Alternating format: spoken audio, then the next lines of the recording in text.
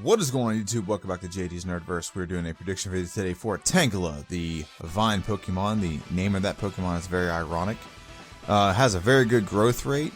It does not have an evolution in this generation. In future generation, it has an evolution called Tangrowth, which is yeah, it's very interesting. But we don't have that in this generation. This is just a single stage Pokemon.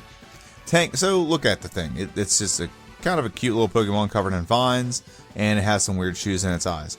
I feel like it would probably look something like this if you ever removed its not so much the cranker in the back and the the fuse on top of its head, but it'd just be like black like this and some shoes. So I feel like that would be the case with this Pokemon. Let's move on to the actual stats of the Pokemon. So the stats of this Pokemon are pretty solid. Tangela gets 65 HP, 55 attack, 115 defense. Special is 100, and 60 speed is 60. So that's not too bad of stats, and the worst stat we have is our attacking stat. But we're going to find ways to kind of mitigate that a little bit.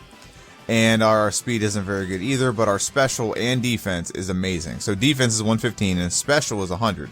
Now special covers our attack and defense in Gen 1, so we're definitely a very bulky Pokemon. And we can take a lot of hits, we can deal them back if they're special, but we can't deal them back as much if they're normal attack. But all around, solid stats for this Pokemon. So you see this and you'd be like, oh great, so we got solid stats. Is our moveset going to coincide well with that? Well, here's the thing about the moveset. Moveset's kind of hot garbage. So I want you to ignore the part in yellow, because we're not playing Pokemon Yellow, we're playing Pokemon Blue. In yellow, the moveset is, I would say, significantly different, but it's just different. So level 1, we actually start with 2 moves in generation in Pokemon Blue. We start with Constrict, and we start with Bind. Constrict is a 10 base power move, so 10, very weak, or it's not even grass type, 100% accurate, 35 power points, so it can last a long time, and it kind of acts like Wrap a little bit. And then Bind is pretty much a similar move, but it's 15 base power, but it has a 75% chance of missing. So that's what we have to get through the game early, and we have to use that to deal with Brock. That it's going to be atrocious. I think I've watched other YouTubers that's taken them over an hour plus just to get through Brock, because that's the only moves you have. And the only other thing you can actually use another move called Struggle, which is way more powerful, but you take recoil damage. So that's an option. So if you deplete all your power points in Generation 1, you get a move automatically. It's called Struggle. It's a 50 base power move, 100% accurate. But the downside is you will take recoil damage whenever you deal out damage. At level 29, we get Absorb. Now, Absorb will really help this game out a lot. I mean, not a whole lot. Absorb's not very powerful, but it does give us a stab move. 20 base power, but with stab, so you got times up by 1.5, so it puts it at 30 base power. And our accuracy is 100, plus it replenishes health.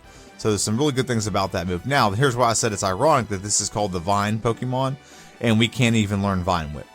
In yellow, they fixed this and gave us Vine Whip at 29. Seems like pretty late still, but Generation 1, you gotta understand that this Pokemon wasn't meant to be had this early, so that's why the movesets are skewed so later in the game, or to such higher level, rather than being evenly distributed amongst like levels 5 through 50 or whatever. So we don't get access to Vine Whip, so that's not something that's to help us. Poison Powder may help us a little bit, which is weird because we're not even a poison type Pokemon. It's a pure grass type Pokemon. So Poison Powder, we can get it, and it probably won't be effective. But it may be useful in some situations, so I'll probably keep it. Stun Spore probably will not be useful in some situations, so I won't keep it. And then at level 39, we get Sleep Powder. That will be useful. It's the next to Spore, it's the most powerful sleeping move in the game, or most highest accuracy, I should say. And Sleep is way overpowered in Gen 1, and so we're probably going to use Sleep for sure if we have to. Now this next move, I don't know why grass-type Pokemon get this move. It's not very good. Slam. I mean, it is 80 base power, so I can't, no pun intended, slam it too hard. But it is 75% accurate, and there's just a much better move that we can get if we can get access to that move. So Slam probably won't be used. We'll probably have a different move way before that that's way more effective. And then the last one is Growth. So Growth is good because it coincides very well with the fact that we have a great special. But it's kind of a conflict here, and you're going to see why. And when we go into the TM moveset. So here's our TM moveset. It's not very broad. So we also get Swords Dance. So this is where the conflict comes in. We have high special already. Do we really need to boost our special up more, considering the fact we don't have a lot of special moves? I'll go back to the level up move set. Only one move on here is special, and that's Absorb. Okay?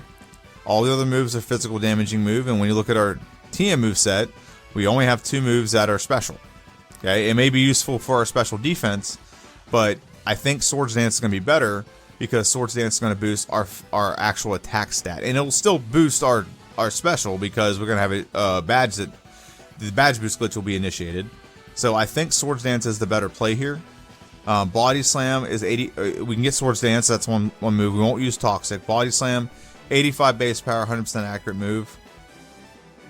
It's one of our more powerful moves we can actually learn. That doesn't have some weird side effect to it. Takedown and Double Edge. Takedown will not be useful at all, but Double Edge may be useful. That wouldn't be a horrible move to actually add to our repertoire. If it's late game, we need something with a little more oomph. Hyper Beam, 150 base power, 9% accurate. Maybe would be useful. Rage would actually be very useful early rather than using Constrict and Bind, but we can't get that until we get the TM for it, so I'm probably not going to use that at all. 100% accurate regardless. Mega Drain. Now, Mega Drain is the first real good stab move we can get. That's false. It's the first stab move we can get via TM. So Mega Drain is 40 base power, but with stab it's 60 base power, 100% accurate. Now that will work very well with our special. So when our special is boosted, that move gets a lot more powerful. Plus, it has the ability to replenish our health. Solar Beam is a decent enough move when it comes to the damage it deals. So it's 120 base power. It's 180 with stab. However, it takes 2 turns to set up. That's the problem I have with this move, is it takes 2 turns to set up. Now maybe high special, maybe it just boosts our defense so much that it makes it feasible.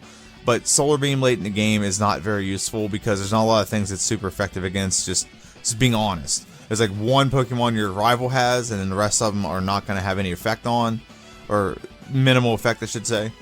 So that's why I don't like using Solar Beam, and I haven't used it in the playthrough yet, but this may be the one that I use it on.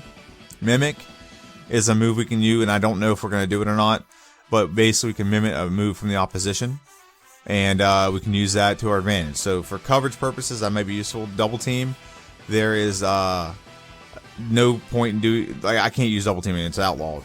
Bide will be added as soon as we can get it.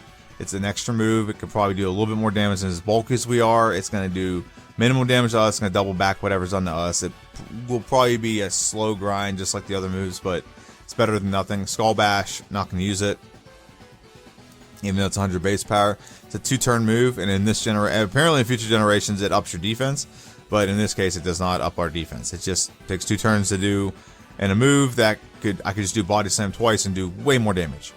So that's just the strategy in my mind. Rest is a move that could be possibly used with this Pokemon, but I doubt it. Substitute and Cut are not going to be used. So yeah, not a lot of options here. So when you're looking at the move set for these Pokemon, you're looking at, of its level up move set, you're looking at Sleep is probably a move you're going to keep. So Sleep, Swords Dance, Body Slam, Mega Drain. That's the end game move set right there. Not a lot. And maybe throw Hyper Beam on for the champion, possibly, but I don't know if we're going to do that. However, let's go on to the rules of this playthrough, and then we'll go ahead and give a prediction. So, we can only use Tangela in battle. We can use other Pokemon for HMs and the catch Pokemon for HMs. Running clock with 3 exceptions. 1 is Lieutenant Surge's Gym. 2 is if we get over encumbered with stuff, we can pause timer, sell some stuff, deposit some stuff in the computer, go buy some stuff, go run some errands like get Fly, maybe get Psychic if the Pokemon calls for Psychic, stuff like that. On the third one is if we need to go get a move from the Rocket Game Corner, we can pause timer, sell some coins. You can only buy 50 at a time in Gen 1, so that's time consuming, and the Pokemon I don't think should be penalized for that. No glitches or exploits allowed. The only one allowed is the badge boost, the Missingo and Pokédol glitch or not. And no items in battle, and I've gotten loose on one item, and I haven't done it very often, but Ether. If I forget to add the Ether, this is made to compensate for my stupidity and not punish the Pokemon. Okay?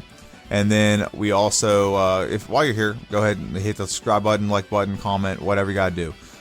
Participation and involvement in the video really helps the YouTube algorithm, gets this video out to more people.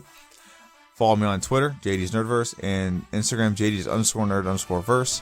And let's move on back to the first slide, and I'll give my prediction for this playthrough.